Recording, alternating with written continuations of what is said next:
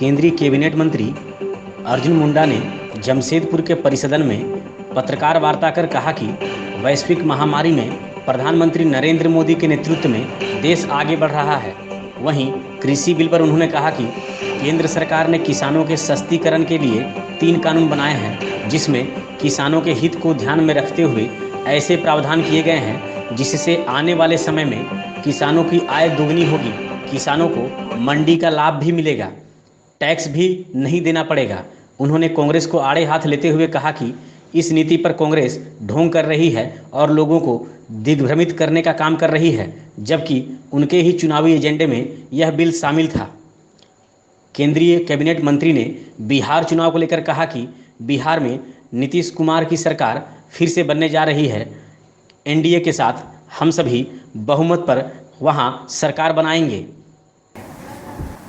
और उस पर राज्य सरकार और केंद्र सरकार कोई टैक्स नहीं लगाएगी, उस पर किसी तरह का टैक्स की पाबंदी नहीं होगी। तो मंडी में बेच सकता है, मिनिमम सपोर्ट प्राइस का लाभ ले सकता है, और यदि मिनिमम सपोर्ट प्राइस से और उस बर्फ को फिर ड्रेन करके पानी, बाकी समय में पानी की बड़ी किल्लत हो, स्वयंसेवी संस्था के साथ इसका मार्ग प्रशस्त किया। तो ले और डीबीटी के माध्यम से लगभग 30 लाख बच्चों के अकाउंट्स में सीधे पैसा पहुंचाने का काम किया। नहीं, अभी तो सीधे जैसे ये बायर है, इनके साथ हमारा एग्रीमेंट होगा कि हमारा फसल के लिए आप किस रेट पे ऑफर करते हैं।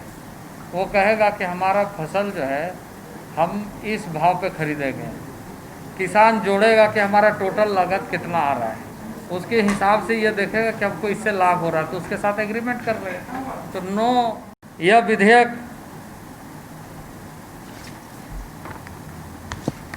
और भी कई ऐसे प्रावधान जिसके माध्यम से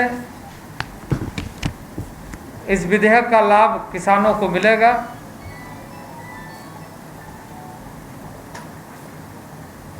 और किसानों को अपनी उपज निर्बाध रूप से बेचने एवं व्यवस्था करने का अधिकार होगा। मैं समझता हूं कि भारत सरकार ने जो ये फैसला एक्ट के माध्यम से लिया है, यह एक अपने दृढ़ संकल्प को प्रदर्शित करता है। कांग्रेस जैसे प्रमुख विपक्षी दल के रूप में जो आज इस विधेयक को पारित होने के बाद देख रहा है कि किसानों की स्थिति में सुधार होगा, इसलिए किसी तरीके से रोकने का प्रयत्न और विरोध करने का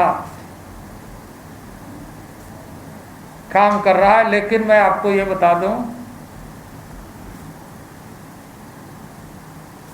कि इनके अगर इलेक्शन एजेंडा को देखेंगे तो उन्होंने भी इस बात का स्पष्ट उल्लेख किया है कि इस विधेयक को हम किसानों के हित में बनाएंगे। लेकिन आज जब यह विधेयक भारतीय जनता पार्टी के नेतृत्व में पारित हुआ तो उस पर वो विरोध करने का नाटक कर रहा है और विरोध प्रदर्शन कर लोगों को बरगलाने की कोशिश कर रहा है।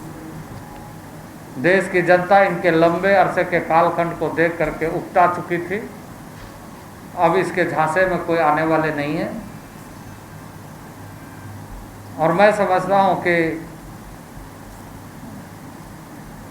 आने वाले दिनों में जब किसानों को इसका फायदा मिलेगा तो ऐसे दलों को और अधिक जनता खारिज करेगी। आदरणीय नीतीश कुमार के नेतृत्व में बिहार की जनता